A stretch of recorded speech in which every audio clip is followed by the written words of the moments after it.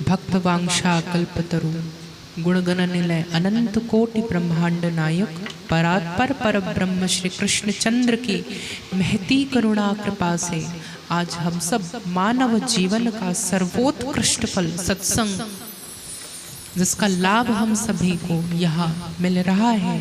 आज हम सभी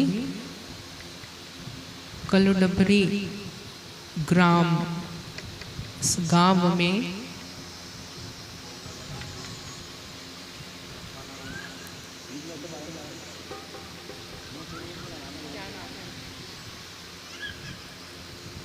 श्रीमान चंद्रशेखर यदु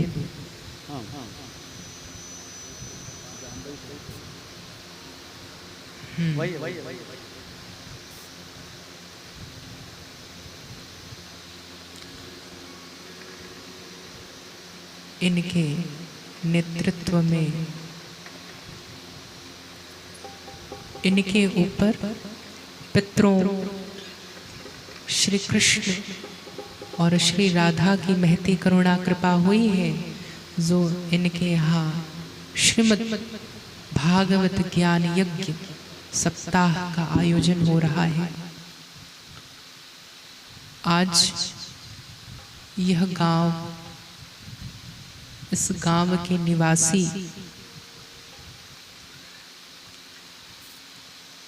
बड़े धन्य हैं, बड़े पुण्यात्मा हैं, जिनके समक्ष इस दास को श्रीमद् भागवत की कथा का गुणगान करने का अवसर मिल रहा है।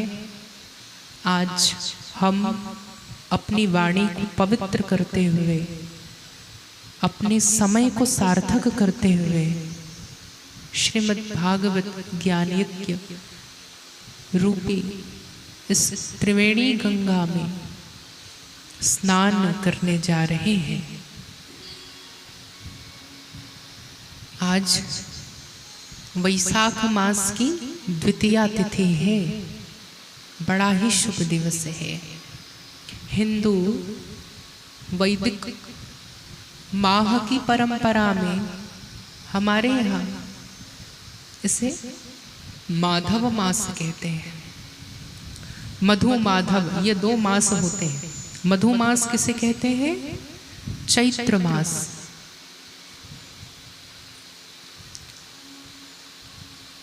और माधव मास वैशाख मास वैदिक मास है। नवमी तिथि मधुमास पुनीता मानस में ये आया है। तो मधुमास किसे कहा जा रहा है? चैत्र मास को, जिसमें परात्पर पर ब्रह्म परमेश्वर श्री रामचंद्र का प्रकटोत्सव होता है। और माधव मास में शुक्ल पक्ष की नवमी तिथि को माँ जानकी मैथिली का प्रकटोत्सव होता है। हमारे यहाँ इन दोनों को ही महापर्व माना जाता है। तो ये वही वैशाख माह है जिसमें माँ जगदम्बा का आने वाले शुक्ल पक्ष की नवमी तिथि को प्रकटोत्सव है।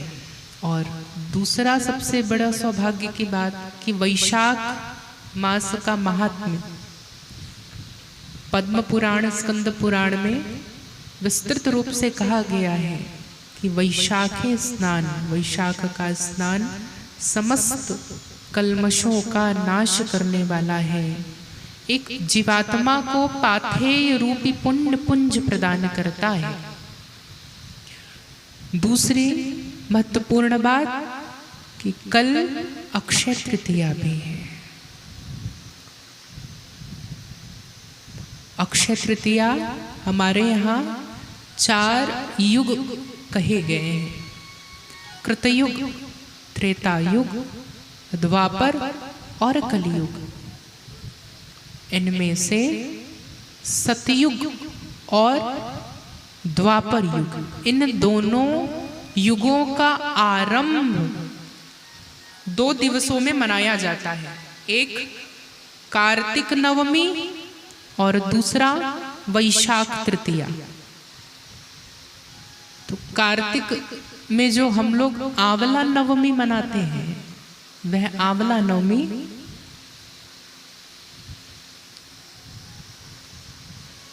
और दूसरा कल अक्षय तृतीया, इन दोनों में ही एक में सतयुग का आरंभ हो रहा है और दूसरे में त्रेता का। इसलिए इस दिन किया गया हर कार्य अक्षय फल देने वाला होता है। तो जितना हो सके कल के दिन हम भोर में उठ करके दीप दान करें, सविध सचल स्नान करें और पितरों के समक्ष पितृ तर्पण करें। कल का दिवस बहुत महत्वपूर्ण है और कल से ही कथा का द्वितीय दिवस और श्रीमद् भागवत का मूल पारायण प्रथम अध्याय प्रारंभ भी हो रहा है। आज भागवत का महात्म दिवस है। हम सभी इस कथा के महात्म की चर्चा करने जा रहे हैं। महात्म का तात्पर्य किसी भी कथा, किसी भी तीर्थ, किसी भी दान, किसी भी पर्व के अनुष्ठान को करने से पूर्व उसके महात्म्य के पठन पाठन श्रवण की परंपरा रही है। ये महात्म्य इतना महत्वपूर्ण है कि इन महात्म्य की ही चर्चा समझ एक पुराण ही निर्मित कर दिया वेदव्यास जी ने। ऐसे दो पुराण हैं जिसमें समस्त भूमंडल के महात्म का वर्णन ही है। सभी तीर्थों के महात्म, सभी वर्षों के महात्म, सभी माह के महात्म, सभी तीर्थों के महात्म।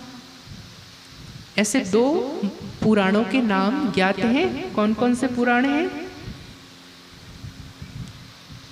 जिसमें समस्त भूमंडल के, समस्त पृथ्वी के, पृथ्वी में व्याप्त तीर्थों के, तीर्थों में रहने वाले संतों के सानिध्य में रहने वाले शिष्यों के संपर्क में रहने वाले लोगों के महात्म्य की चर्चा भी, हम और आपके महात्म्य की चर्चा भी पुराण करते हैं। मानव मात्र के कल्याण की चर्चा पुराण करते हैं। और वह पुराण कौन सा है जिसमें समस्त महात्म्य की ही चर्चा की गई है? उस पुराण का नाम है स्कंद पुराण और पद्म पुराण। यह दो ऐसे पुराण हैं जिसमें सभी पुराणों के महात्म्य सहित पृथ्वी, भूमंडल, ब्रह्मांड और अनंत कोटि ब्रह्मांड नायक की कथा के महात्म्य की चर्चा भी हुई है। उसी परिप्रेक्ष्य में आज हम पद्म पुराण अंतर्गत श्रीमद् भागवत महापुराण के महात्म्य की चर्चा करने जा रहे हैं।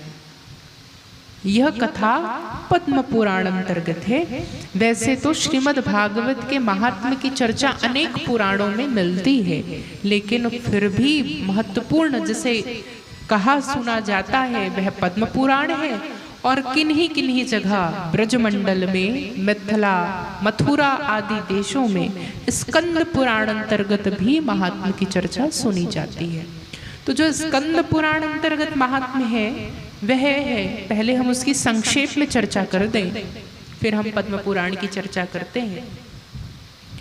स्कंद पुराण की चर्चा हो रही है जब भगवान श्री कृष्ण अपने लीला का संवरण कर रहे थे। उससे पूर्व महाभारत का युद्ध हुआ। युद्ध में पांडवों का तो विजय हुआ।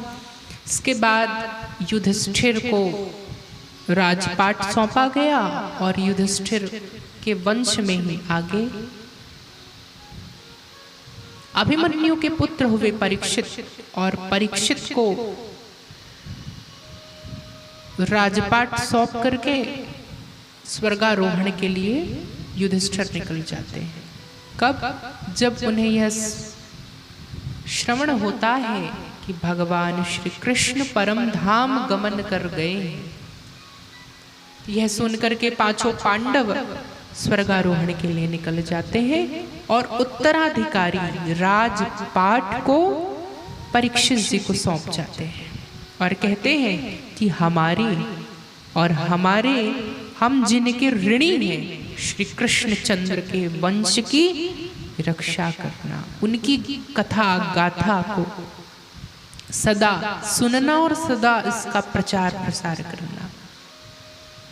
ऐसा कह करके परीक्षित जी को वह राजपाट सौंप दिया गया और पांचों पांडव स्वर्ग के लिए निकल गए। इधर भगवान श्री कृष्ण अपने लीला संवरण के पूर्व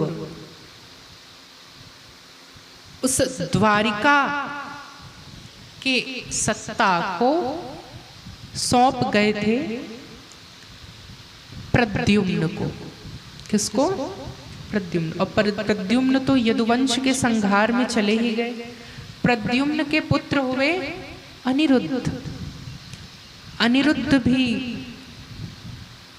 यदुकुल के संवरण में चले गए। अब अनिरुद्ध के पुत्र हुए वज्रनाभ। व्रज नाम है उनका। तो वज्रनाभ को उत्तराधिकार बनाया गया, सौंप दिया गया, जाइए। और उन्हें मथुरा की, मधुबन की भूमि भी दे दी गई। द्वारिका की भूमि तो दी ही, साथ में आज जिसे हम वृंदावन कहते हैं, मथुरा कहते हैं, वो भूमि भी उन्हें उत्तराधिकार के रूप में सौंप दिया गया वज्रनाभ को। तो एक बार वज्रनाभ जी अपने काका से मिलने परीक्षित के पास जाते हैं। अब देखिए, श्री कृष्ण के प्रपौत्र हैं वज्रनाभ। प्रथम पीढ़ी हुए श्री कृष्ण जी, दूसरे पीढ़ी हुए प्रद्युम्न जी, तीसरी पीढ़ी हुई अनिरुद्ध जी और चौथी पीढ़ी हुई वज्रनाभ जी। इधर प्रथम पीढ़ी हुए युधिष्ठिर। युधिष्ठिर के वंश में अर्जुन, पहले मान लीजिए, अर्जुन के पुत्र हुए अभिमन्यु और अभिमन्यु के पुत्र हुए परीक्षित। तो परीक्षित जी तीसरी पीढ़ी में आ रहे हैं और इधर चौथे पीढ़ी में वज्रनाभ जी आ रहे हैं। तो वज्रनाभ जी के काका हुए परीक्षित जी, इनके पास दर्शन के निमित्त वज्रनाभ जी जाते हैं। और जब वज्रनाभ जी मिलने आए हैं, यह ज्ञात होता है परीक्षित जी को, तो वह हर्ष सहित उनका स्वागत करते हैं और उन्हें कहते हैं कि हे वज्रनाभ, आपको आपके राजपाट में किसी भी प्रकार की परेशानी यदि हो तो आप निश्चिंत रूप से हमें बता दें। आप केवल राज्य में सुख का भोग करें, हम आपके ऋणी हैं, क्योंकि आपके प्रपितामह ने, वृद्ध प्रपितामह ने हमारे पितामह के सारे कष्टों की निवृत्ति की है। महाभारत के युद्ध में उनकी ही कृपा थी कि हमारा विजय हुआ, इसलिए हम ऋणी हैं आपके राजपाट में, द्वारिका नगरी में अथवा मथुरा आदि क्षेत्र में किसी भी प्रकार की संकट यदि आ जाए तो आप अपने इस काका को स्मरण कर लीजिएगा। ऐसा कह करके वे उन्हें चिंता मुक्त करते हैं। लेकिन वज्रनाभ जी, उन्हें कृष्ण जी का स्मरण हो आया और वे उनकी लीला स्थली, उनके लीला स्थली का दर्शन करने के निमित्त परीक्षित जी के साथ वे उस घोर ब्रजमंडल में प्रवेश करते हैं। पहले उसका नाम ब्रज नहीं था। ब्रज का अर्थ ही होता है ब्रजेति व्रज, जिसका खूब विस्तार हो उसे कहते हैं ब्रज। अर्थात ब्रजमंडल कोई सामान्य भूमि नहीं है, अति विस्तार वाली भूमि है जिसे ब्रज कहते हैं। इसका नाम कैसे पड़ा? तो दोनों परीक्षित काका और पुत्र ऋषि शांडिल्य के पास जाते हैं, ऋषि शांडिल्य के आश्रम में। तो ऋषि शांडिल्य जी का प्रणाम अर्चन करके उनसे पूछा जाता है। तो शांडिल्य ऋषि उन्हें उस भूमि का महात्म्य बताते हैं और यमुना जी का स्तुति होती है। यमुना जी भी ब्रज का महात्म्य बताती है। वहां देखते हैं सघन वन, एक प्राणी भी वहां नहीं दिख रहा, घनघोर जंगल और यमुना की कलकल निनाद करती हुई वह जमुना की लहरें और उस लहर की ध्वनि, मयूर के कलरव, सुख के वह ध्वनि पूरे ब्रजमंडल में व्याप्त थी। कहीं कोई घनी आबादी नहीं थी, कोई पशु पक्षी भी वहां नहीं दिखते थे। एकाध कोई गिने चुने सुख, मयूर आदि वहां थे। शांडिल्य ऋषि कहते हैं कि आपको यह उत्तराधिकार दिया गया है कि आप श्री कृष्ण की भूमि का संरक्षण और संवर्धन करें। तो आज से आप इस यमुना पुलिन, यमुना के तट श्री वृंदावन धाम, पहले उस समय नाम नहीं पड़ा था वृंदावन, मधुबन, इस ब्रज क्षेत्र को आप स्वीकार करें और वहां श्री कृष्ण चंद्र की सेवा करें। उनकी कथा, उनकी लीलाएं और उनके लीला में सहायक गोप और ग्वालों, गौ माता, इनके संरक्षण और संवर्धन के निमित्त आप ब्रज क्षेत्र में वास करें। ऐसा शांडिल्य ऋषि ने उन्हें जब स्मरण करवाया, तब वे संकल्पित होते हैं कि हम अब ब्रजमंडल में ही रहेंगे। तो वज्रनाभ जी के नाम से ब्रजमंडल नाम पड़ा। अब ये ब्रज की महिमा यमुना जी कहती हैं कि कैसा है ये ब्रज। कहा सहस्त्र विस्तार वाला है ये ब्रज, साक्षात परमात्मा ही है यह ब्रज, भगवान की लीला में सहायक है यह ब्रज। कहा इतना विस्तार, ऐसा कैसे? हमें तो अभी प्रतीत हो रहा है कलयुग में यह तो बहुत सिमटी हुई ब्रज भूमि दिखती है, यहाँ तो लीला कुछ दिख नहीं रहा, सघन वृक्ष दिख रहे हैं, तो भगवान श्री कृष्ण यहाँ लीला कैसे करते होंगे?